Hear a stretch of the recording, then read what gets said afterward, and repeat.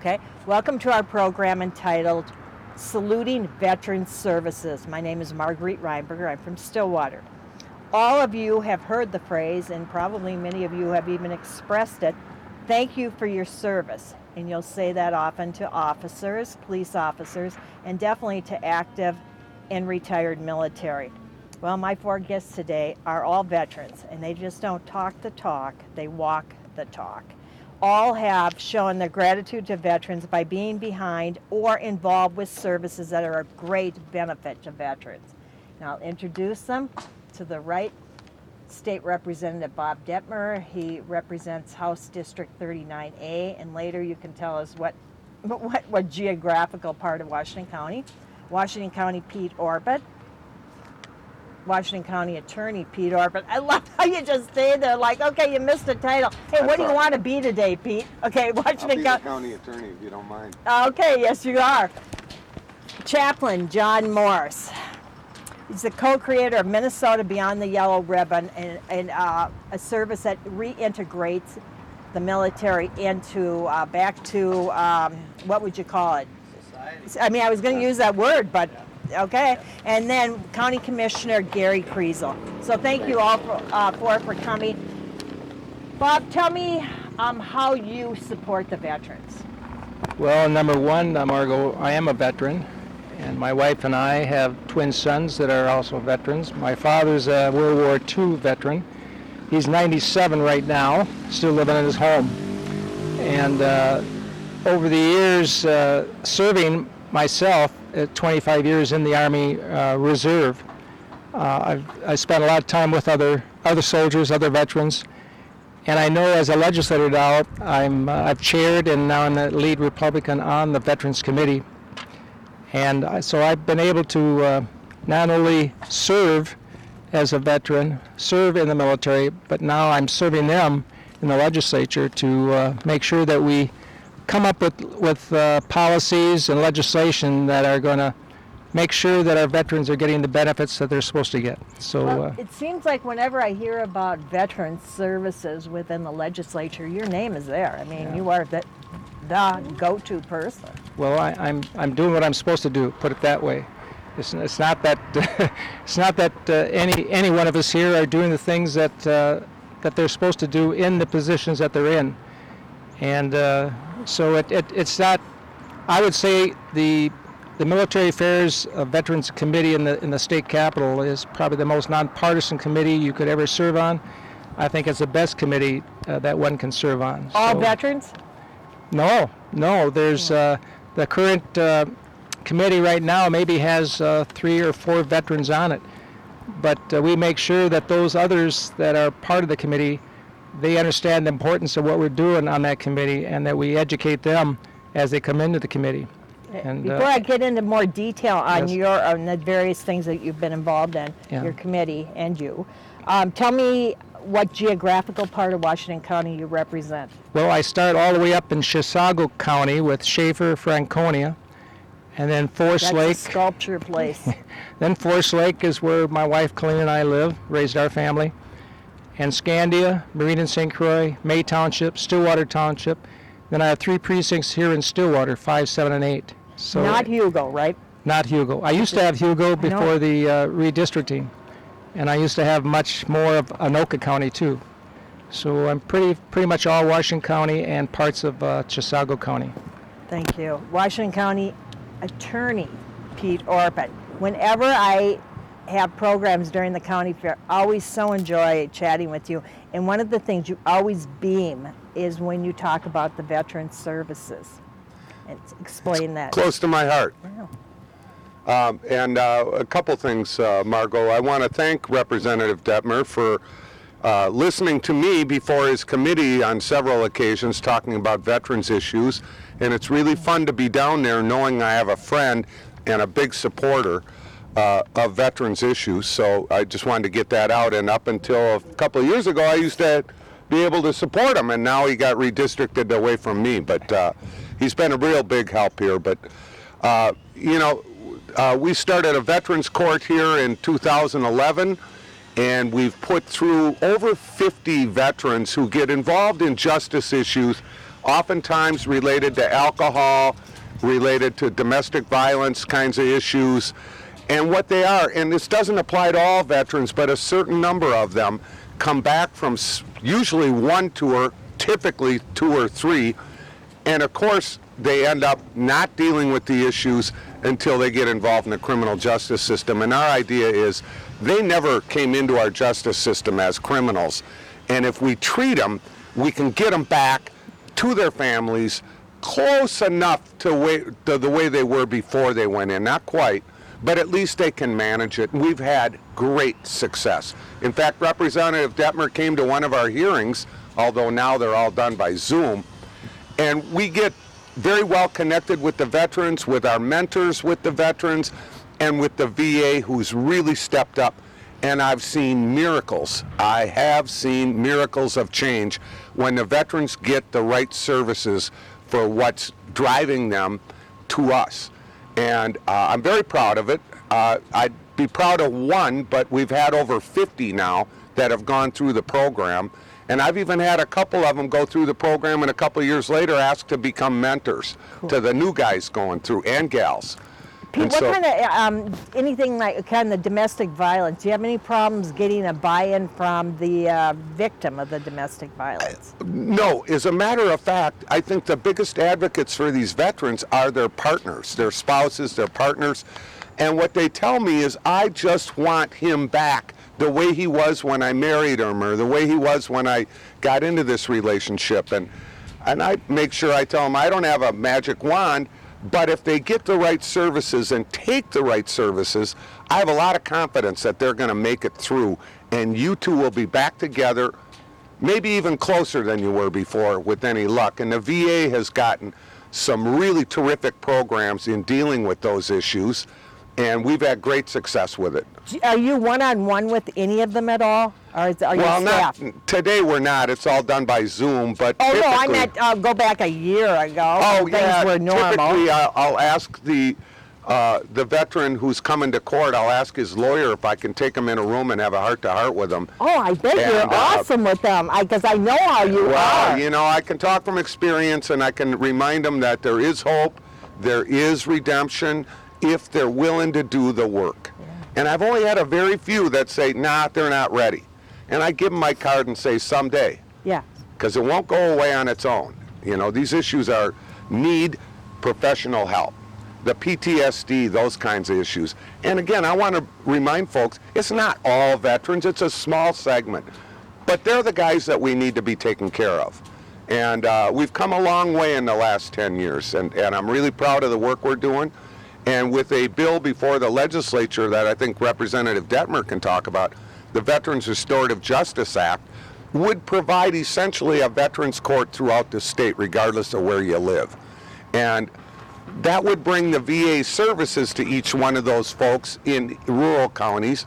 And the VA has really learned how to deal with this. I used to be discouraged, and now I'm really proud of the work they're doing. And I hope it can go statewide. One thing I like on having you as a guest, I have him during the county fair.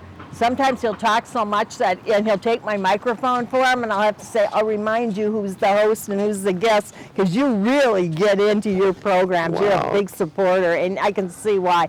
Can I go first to these, because I want him to know that sure, there are of two course. other guests. Okay. Chaplain Morris. You know, Margot, we witnessed something amazing here.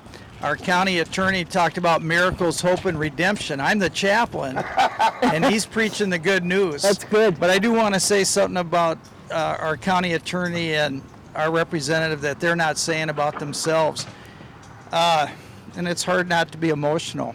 They represent everything that we had hoped would happen with the Yellow Ribbon effort. They have the continuum of care for the veteran and their family, and the pathways they've created back into society.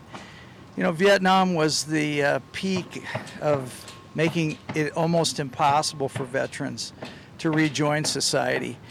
These men represent the efforts that tore all that down. They've made systems that were not working well work to the maximum of their capability, and they brought the veteran back into the community, and that's hard work. That's systems and laws and change that really we could have never envisioned when we started the Yellow Ribbon program with General Shelito back in 2005, Senator Dayton and Governor Pawlenty. They took it to the stratosphere, and Minnesota should be proud of the example that these men have set. So I want to make sure you hear that. I'm not running for office, and this is not a paid commercial. This is from my heart to say thank you to two great And that's Americans. why they're here. Yeah. Thank you, Chaplain. So guys, you're up in my pantheon of heroes, along with my commissioner and friend Gary Kriesel, who was the spearhead here in Washington County when we began to realize from General Shelito's office, he was a sensitive soul who came back from Vietnam and experienced so much of what the average Vietnam veteran experienced. Keep your head down, keep your mouth shut, don't tell people where you were, and don't tell them what you've done, and bottle it all inside. And he didn't want that for National Guard soldiers, but he just knew what he didn't want. He didn't know how to get there. It wasn't long before we realized we needed the allies of our local communities. Gary got it right away, and he figured out how to, with his marvelous network, how to bring Washington County and all its fabulous citizens to the fore. And this county was and is the trendsetter. Rallied quickly, always loved its National Guard armory and soldiers, but way beyond. You begin to get the communities, the businesses, the school, the county government. It came here so fast, the synergy, the support, the love. Why do you think that happened? The people, the quality of people, and the leadership. I love it hearing that, being a native. But go on. It's just great people, and across the political spectrum, it's a county that's just like the United States. It's got quite a diversity of political thought, but the good leaders here were able to put that aside. Not a popular set of wars, not a popular set of conditions, but we didn't struggle with that. What we struggled with was the things that Pete talked about. You know, how do we take the segment that's really struggling? How do we take the normal person? How do we get them an education? Help them find a purpose and identity and a mission in life, and welcome them home. It's not a political statement. It's a societal thanks for the fact that you put your life on the line for us. And I want to go into more detail on how that happens, but I'll go to Commissioner Kriesel. What was it about this that made you grab it and run with it? Well, what it was is it started with a phone call from Chaplain Morris saying he's about to be deployed with the Red Bulls, going over to Iraq. How many tours have you done over there? 3. Gary, I kept writing down sun and sand on my wish. I thought that meant Hawaii, doesn't it? Representative Yeah, Pete? you need to get your prayers more focused. Yeah, I don't know. Yeah. But Chaplain Morris asked, if Washington County, if we could consider doing something to support families when their spouse or loved one serving over in Iraq or foreign lands or whatever. And he inspired us to do that.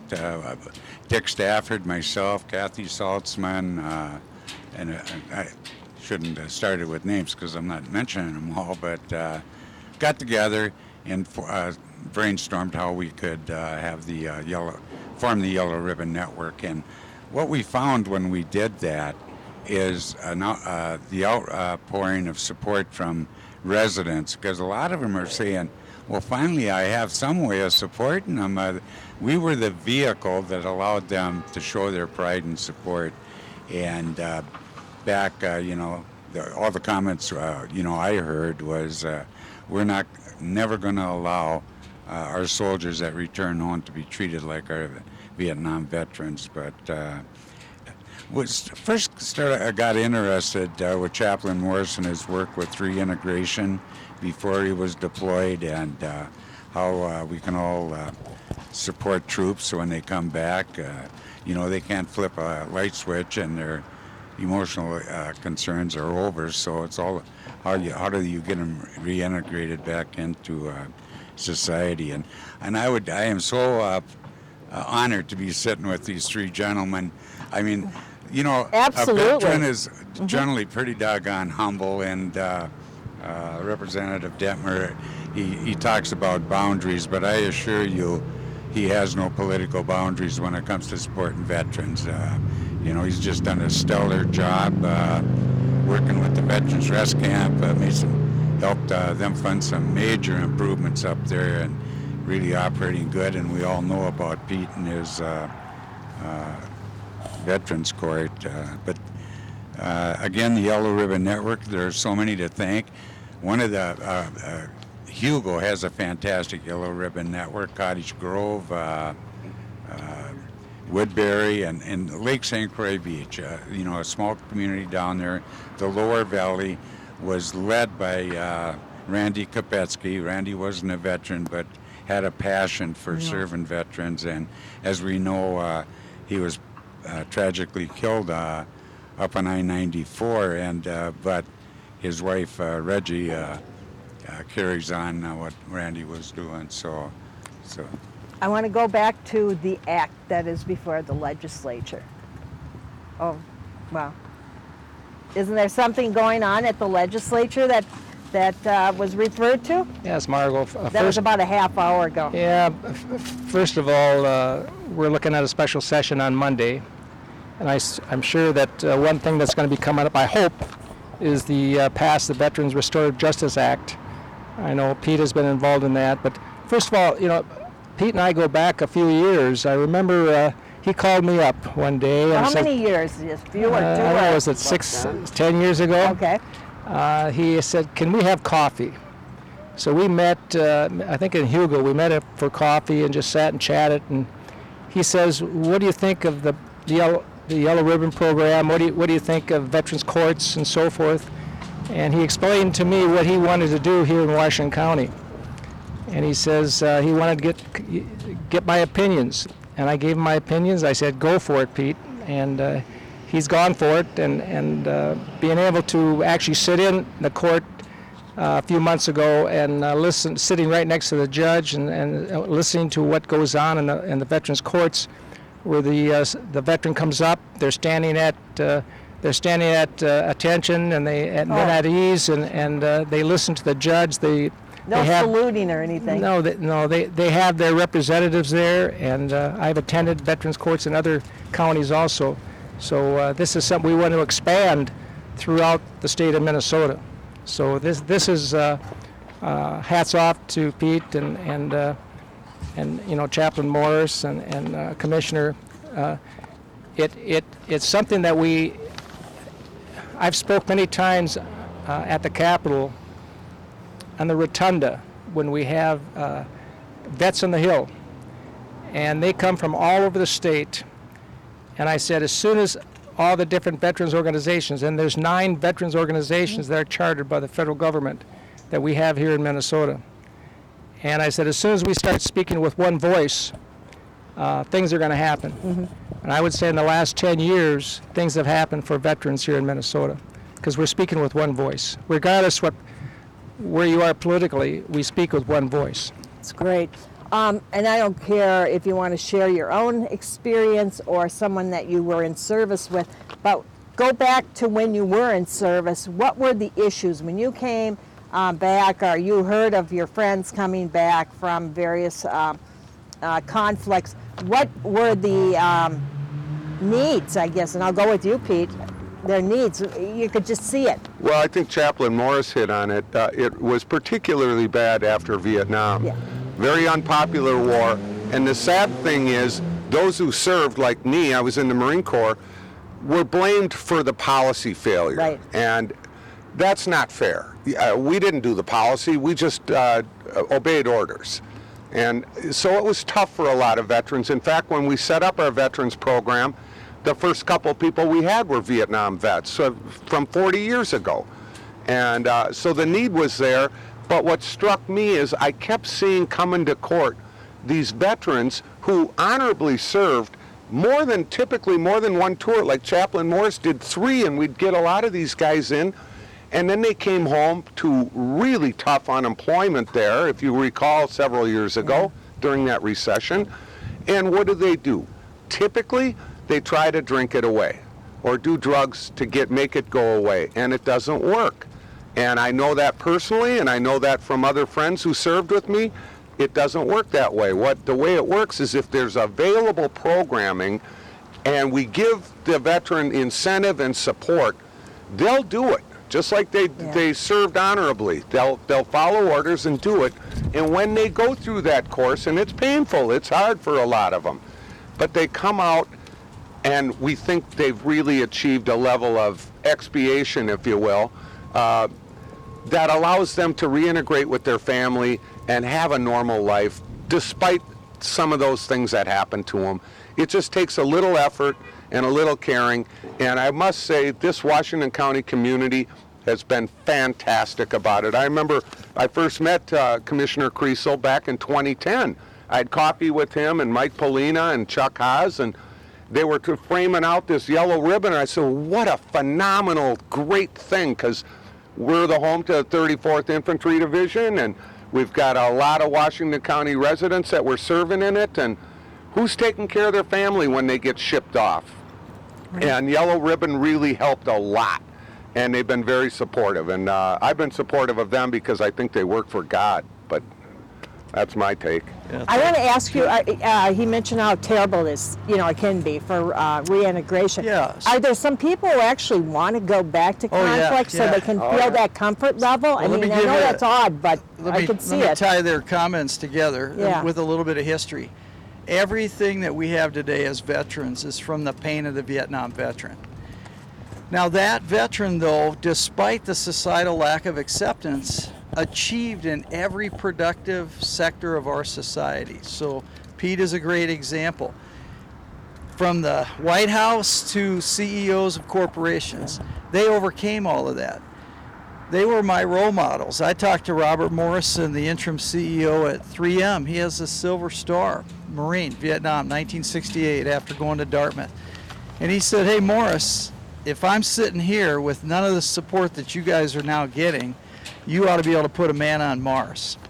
And what he was trying to say to me was, fix this societal acceptance of the veteran, and the veteran will achieve beyond what anybody can imagine. But they need help transitioning from a very structured institution to freedom. Not unlike anybody that gives up their freedom. But we don't have a parole officer, so we have to figure it out on our own. And for some of us, going back to combat's easier. Everything's done for you except the fighting. Coming here is tough, so helping people get employed, find a way into education if they need it, regroup with their family and work through the issues that have been developing since they've gone. We used to just be turned over to the VA. Well, these aren't medical problems. These are sociological, psychological, spiritual issues. VA had a piece of that, but Washington County has everything I need. Acceptance, jobs, education, churches, mosques, whatever I need, it's here. I just needed an entry and a way to go forward, and the county offered it to us. That's great. Gary, add on. I want to know about the experiences, too, of people that you know, and you know a lot of people who have served. Well, my brother and I and Buzz, they both served in the military. I served in the Navy. I was a peacetime member of the military from Navy. 1960 to 63. Wait. Is the Navy a part of the Department of Defense? Appears to be an issue here. Well, weren't you in the men's department of the Navy? I'm used to this at my candidate forums. Don't act up. Go ahead now, Commissioner. Well, thank you, and the fact that I just want to say how much I appreciate our county attorney, a Marine. That's why we have so many cameras around anytime a Marine shows up. But no, he told us exactly where to place them. But if I could speak for a minute, I talked with our veteran service officer at the county, and I asked him what sort of impacts COVID might have on veterans, and I just got a few bullet points that he shared with me, and I assure you, Representative Dettmer has probably addressed most of them anyway, but if he misses anything, if the ones he hasn't, I assure you he will. Okay. Veterans are most definitely feeling the impact of COVID. VA medical appointments are backlogged. There's a backlog at federal level for processing benefit claims. Some veterans lack the access to technology to be able to communicate with the VA. Waiting list for vets homes in Minnesota has doubled. State has approved emergency grants to help veterans, $6.2 million. Thank you, Representative Dettmer. Thank you. The county VSO staff continue to help veterans best we can to get access to their earned benefits. That's kind of an update from our county veteran service Yeah, wow, officer. that's a lot. But, you know, when I look back when Chaplain Morris was deployed over there, and he asked us to see if we couldn't find a way to support the families, and we started down that path, and it wasn't too long after we began. Chaplain Morris got over there with a was that a battalion, regiment, company? Division headquarters. We lost 3 fine soldiers tragically, and I know their last names. I can't remember their first, but maybe I think Chaplain Morris could, because he. 2 were from Washington County. 2 of them from Washington County, Wilcox, Drevnik, and Wordish. Chaplain Morris, maybe you could share some insight on that. Well, thanks, Gary. That's a raw wound, because that same company is deployed today to Guantanamo Bay. So Washington County has more men and women that are deployed now. These 3 great Minnesotans, 2 from Woodbury, 2 from Washington County, 1 Woodbury and 1 Cottage Grove, cut down in a rocket attack, and it was devastating. You know, they were going to be a police officer, a doctor, and a farmer. You know, the pride of America, and they gave up all their tomorrows so that we could have today.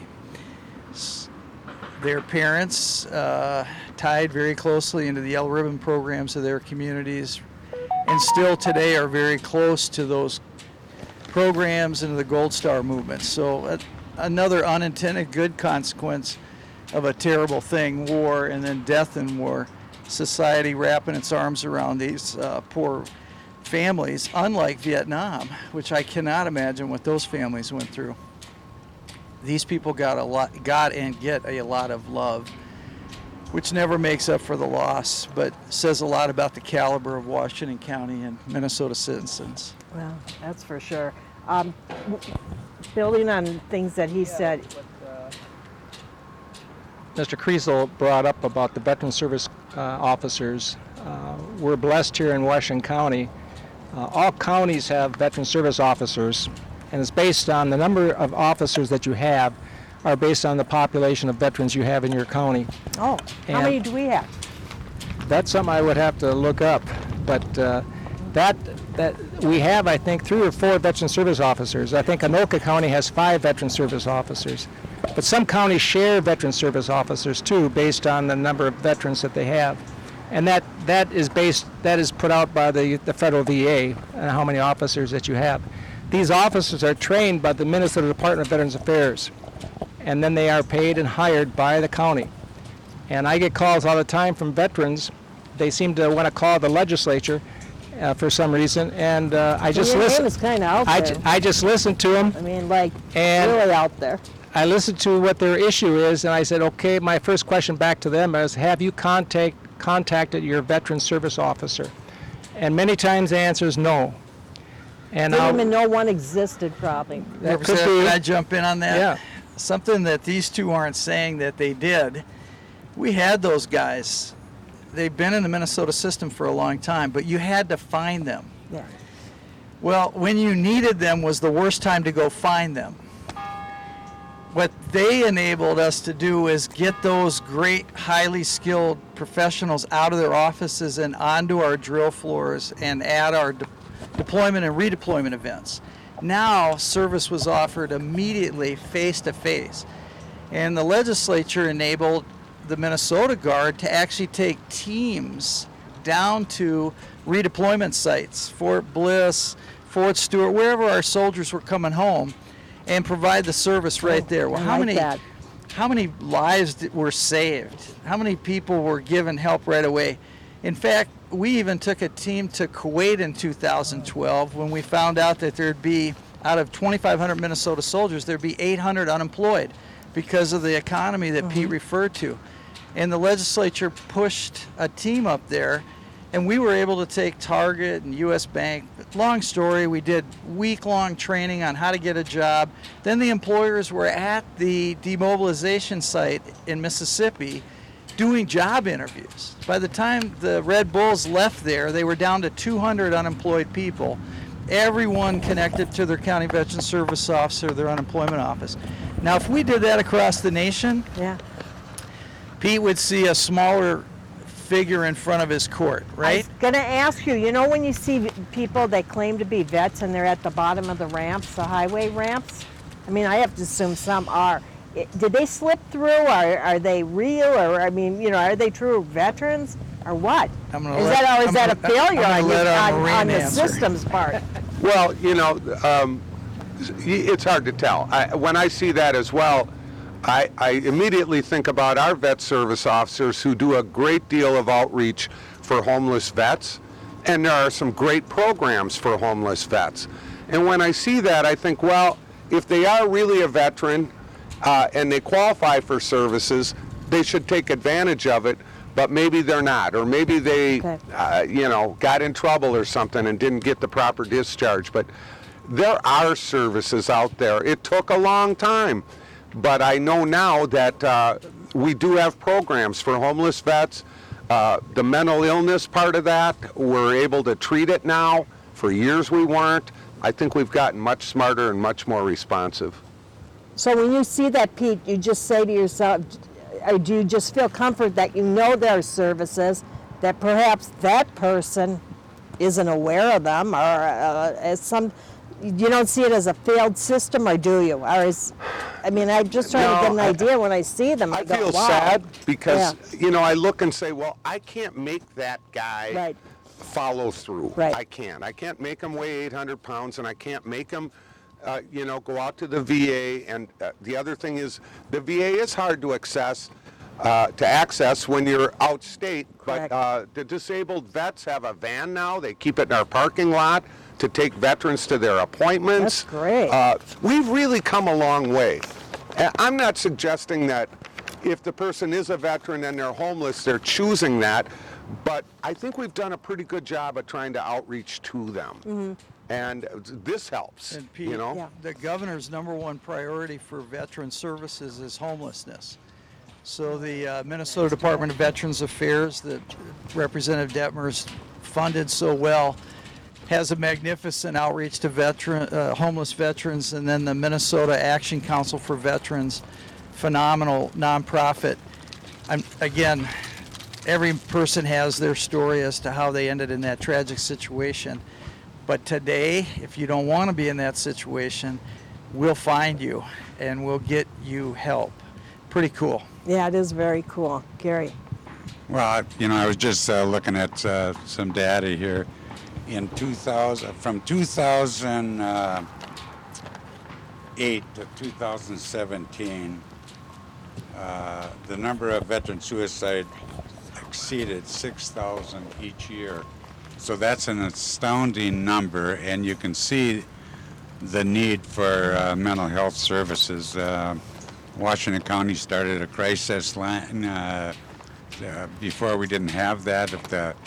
If a veteran on a holiday or you know, weekend or something, they were referred to the sheriff's department, law enforcement, and obviously putting somebody like that in jail is not the answer, you know. Right. So now it's a better process that they can get them to the mental health facility that could help them. Do you hear back from veterans for all the services that are obviously available?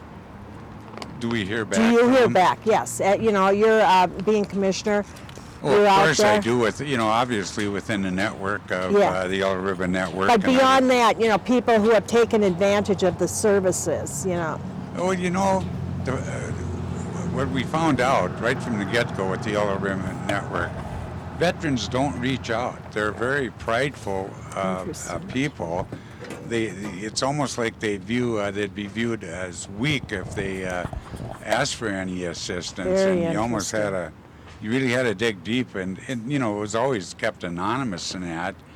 But that was one of the struggles with the Yellow Ribbon Network is we're here to, help serve you, your family, whatever, and, reach out to us, and we're there. And some of them did, and they're very, very, very appreciative. And those type of people, they're the first ones that'll pay it forward when they're back on their feet or whatever. But that's kind of it. Veterans are a pretty prideful group of people, right, Representative Dettmer? Margot, Gary, not just the yellow ribbon, but he and his commissioners have made it such in the tax rolls that a disabled veteran, I think 50% service connected or higher, can receive a property tax discount. Well, I'm not sure anybody even knows that Gary was a part of making that happen, but it shows that the county, it's more than just words. How would they have known about that, Chaplain Morris? They would have to be in that Yellow Ribbon Network and read all the fine print of all the wonderful things the legislature and the county are offering. And that is one of the blessings and curses right now. There is more for veterans than ever. I know. And it's guys like me and the county veteran service officers that are taking young veterans by the hand and saying, sit down, there's a lot of things here available to you on the menu.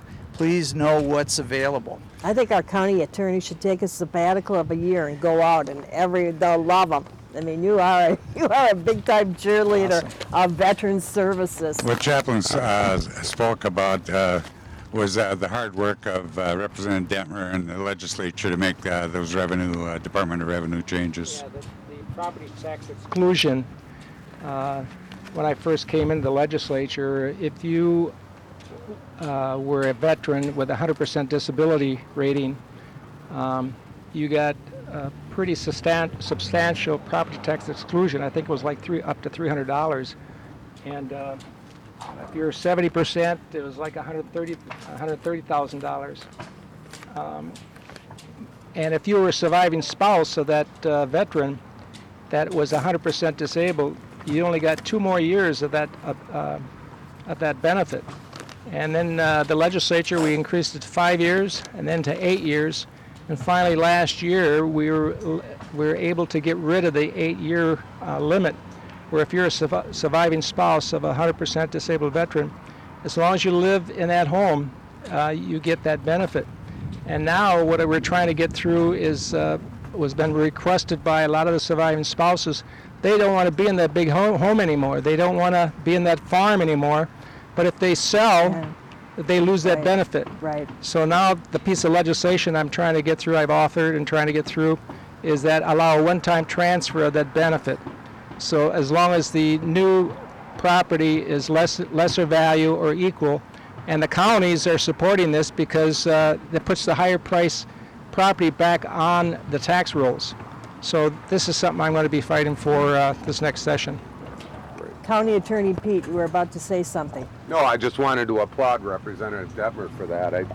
It does matter, and it really does. So I just want to thank him for that and the other things he's done. Okay, so everything sounds wonderful, and I'm not sure, I mean, good, really good, and it's out there, whether they're taking advantage of it or not. What is missing? What things are yet to be done for the veterans? You've asked me that, and I just was part of a Zoom meeting with the Commander's Task Force. Normally, the Commander's Task Force holds a training because every year the commanders of the different veterans organizations you get new commanders. So they bring us legislators up to Camp Ripley for a training session. This year, obviously, it's different. We did a Zoom meeting, and they presented what the priorities are for the Commander's Task Force that represents the 9 veterans organizations. And I can quickly go through those with you. And the number 1 is passing of the Veterans Restorative Act that we talked about. Also, another one that they mentioned was reducing the cost of hunting and trapping and fishing license for disabled veterans. Increase the state grant given to veteran service organizations. It's more than one page here. Fully fund the Minnesota Department of Veterans Affairs. Expand the VA's vet centers in Minnesota. Modify the homestead market value exclusion. Increase hourly wage for attendants. And and lastly, give property tax relief to post homes. That means that if you're a VFW or an American Legion facility, that we would like to get rid of the tax on those the property tax on those facilities. We might be fighting the counties for that, but I know we're losing a lot of our VFWs and American Legions, and maybe reducing the property taxes will help them out. We've done some in the past, but we want to make sure that we can continue this fight for our different veterans organizations. Am I right on this, that a lot of younger people coming back are not interested in being members, and why is that? Good point, Margot, and that's something that I know the American Legions and VFWs are working on. I know the Yellow Ribbon Network is helping in that part of bringing these younger veterans into these organizations.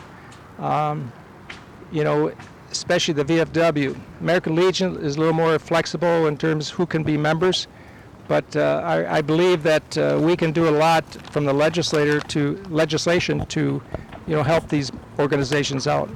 Okay, you guys, a year ago, the term veterans Margo, was... before you do that, let me Sure. throw in another priority. It feeds into Pete's initiative, which is always going to be needed. I'd like to see every Minnesota young person that goes to enlist, that their ASVAB score is made available to the Department what of is Economic that? Development. That's their entry score. It's a vocational tool the military uses to tell the young person, this is what you're capable of doing. Now, the young person never has it explained to them, because the recruiter looks at it and says, you'd be a great infantryman. Right. But if we could see it, we could make Minnesota competitive, because what we could do is see in the cross-section of our youth the skills they have, and we could plant a seed that, son or daughter, when you return to Minnesota, we're going to fast-track you with this score through our school system, certification, degree, whatever it is, using your benefits into employment. Target our top 10 critical shortages in Minnesota and fill them with veterans. Then the young vet that Pete's struggling with has a pathway Yeah, a future. to employment, Right. guaranteed employment. So Right. this is public-private It's partnership. interesting. Iowa has tried something like this and had some good success, but I could do it better than Iowa. We could do a lot of things better than Iowa, but I know I could do this. But it's graduate level work between private industry and our elected leaders. But I know that employment will drive down a host of social issues, and it'll benefit all of us. Right now, we don't do it that way. Hey, you come home, you know, here's the Economic Development Office, here's the CVSO, figure it out, kid. Well, when you've been humping a rucksack and carrying a rifle for 4 years, jumping out of airplanes, it's pretty daunting to rejoin America's complicated economy. You need something a little more structured. Yeah, just to support that concept there was, I have a piece of legislation I'm trying to get through now, is the recruiting offices came to me and said there's a lot of high schools around the state of Minnesota that are now not allowing the recruiters to come into their schools to talk about the opportunities in the military, the academies, and so forth. And I know Stillwater does an excellent job with it. Forest Lake does an excellent job, and Chisago, those 3 districts that I represent, they're doing an excellent job. But there are different school districts around the state that don't allow recruiters in. And then at the same time, they don't allow the trades to come in and talk about the opportunities in the trades. Because many times we think we need to send students to a 4-year college, and that's not for everyone. And the trades right now need young people coming back into them. And a lot of our veterans have some of those skills that they developed through their service in the military. And there's apprenticeships available right now. Say an electrician. If you want to be an electrician in Minnesota, you get a 5-year apprenticeship. You're getting paid. You get benefits. And do you know what the starting salary for an electrician in Minnesota right now is? About $75,000 to $85,000. And no college loans. Right. So we need to get the word out to our veterans that we need tradespeople, and that right now the average age of tradespeople in Minnesota is about mid-50s, 55 or so. So we need to bring young talent into the trades. I kind of like the concept of that, and then kind of like we're waiting for you. You know, like, okay, you're coming home and we're going to take care of you. I just kind of really like that you're going to not worry, and it's great. If I could just take a minute, I'd like course. to. I totally agree with Representative Dettmer. It's a sad reality that our American Legions, VFWs, are struggling, and if tax relief would keep them in open, 100% support that. I would just say that the county doesn't make the tax law, we administer it, so I welcome that opportunity coming down from the state to the county level. I have absolutely no problem having a tax waiver for those organizations. Pete, did you see another miracle? County and state working together. Wow. Come on, Margot. Chaplain, this is very good. You've been praying for us. Okay, about a year ago, Congress changed the definition of veterans. What was it, and why did they change? It's a complicated issue. You only got a few minutes. It's got a lot of Chaplain. ramifications, but for a host of reasons, you had to have served after your initial training, and that training can last a long time, 180 continuous days on federal active duty. Well, a lot of Guard members never did that, not because of any wrong of their own, they just were never mobilized. So they were barred a lot of benefits. So that's all been revisited, but there's complicated pieces of that, and there's still some things that need to be done, but the state level has worked hard on this and done a great job with state cemeteries. We're getting there. We just don't have a uniform understanding between federal and state yet. And one thing we did do in 2016, we finally got rid of the income tax on our veterans' pensions. I mean, why would a veteran come back to Minnesota or stay in Minnesota if they're going to be taxed on their pension? And you can't really retire on a veteran's pension to begin with unless you're a general or high rank. But I'm just saying that we need those people to stay in Minnesota and work here, start second careers, start businesses, and they've learned something about training, they've learned something about leadership, and those are the type of people that businesses, corporations want to hire. And so thank you. I'm really proud of everything you guys have done for the most worthy group, I think, of people who should be rewarded this way, and it's just great. We only have a few minutes left. I'm going to give each of you 2 minutes. I feel like my forums, get used to it. 2 minutes. Tell us what things we might have missed, Gary, that you want What viewers to I'd know. like to talk about is the Lower St. Croix Valley Veterans Memorial. We have I'll photos. give you a few photos. Maybe I can show them later. But my brother and I went down and visited it and seen all the good work that they're doing down there. You have Tom McCarthy, Mayor of Lake St. Croix Beach, Dave Anderson, Stan Mueller, Terry Hurdy, Pete Gear, and Richard Throne make up a committee that are bringing major improvements down there. They have 275 bricks that they place in stanchions representing veterans or that have served. Either their family lives there or they live there at some point in the Lower Valley. Then they can get a brick placed there for $25, which is remarkably cheap. And if somebody can't afford that, they will place a brick anyway. But I would just like to say, if somebody's interested, they could help support the Lower St. Croix Valley Memorial. Their phone number is 651-436-7031, or email LSCB, which stands for Lake St. Croix Beach, at Comcast.net. I'm hoping to get some of this in the credits. Yeah, if you can. If Valley Access it'd be Channel is wonderful. able to do that, They 'cause- deserve a lot of support down there, doing marvelous work. Stop the screen and get it all down. Sure. That would be great.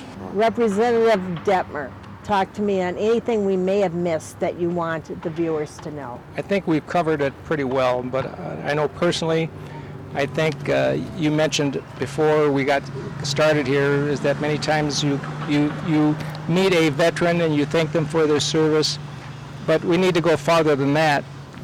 Talk to them, ask them about their service. I know we have a honor flight system here in Minnesota.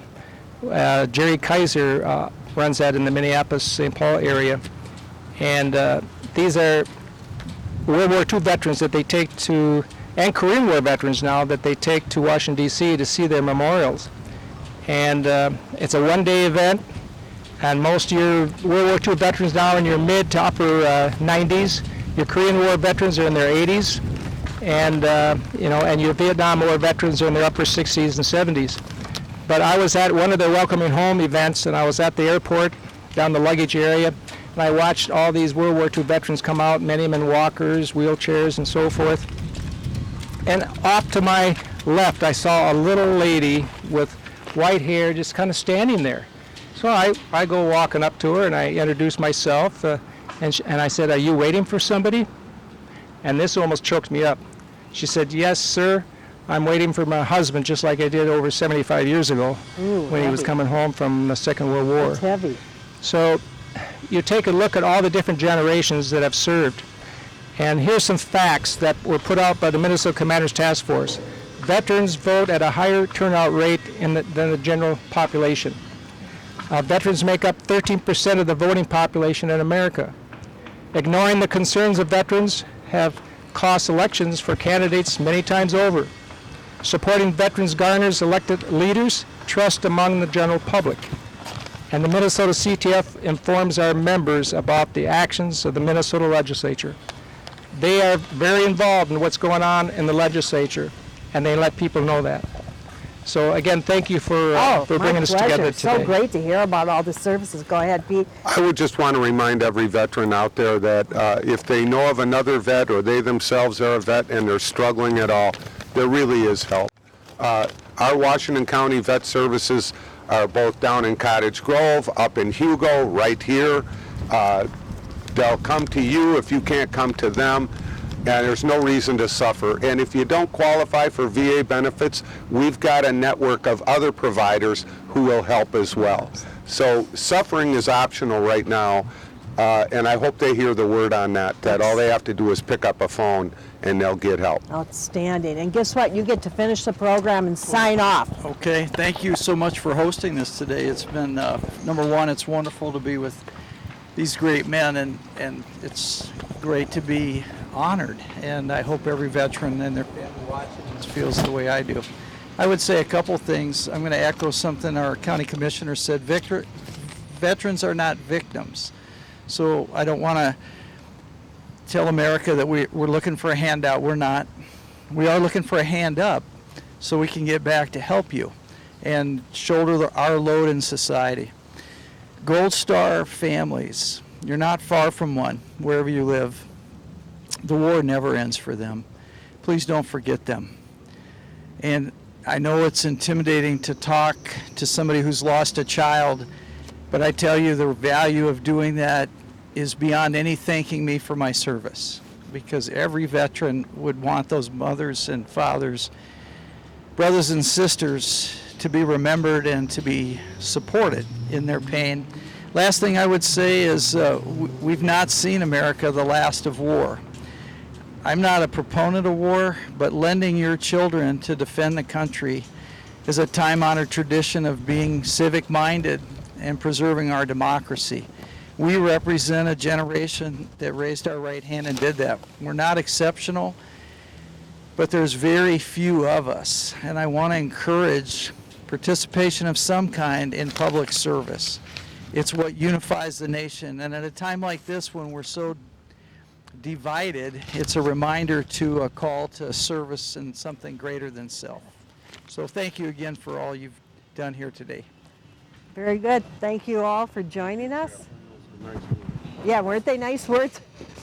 Really great. Thank you so much. Thank you.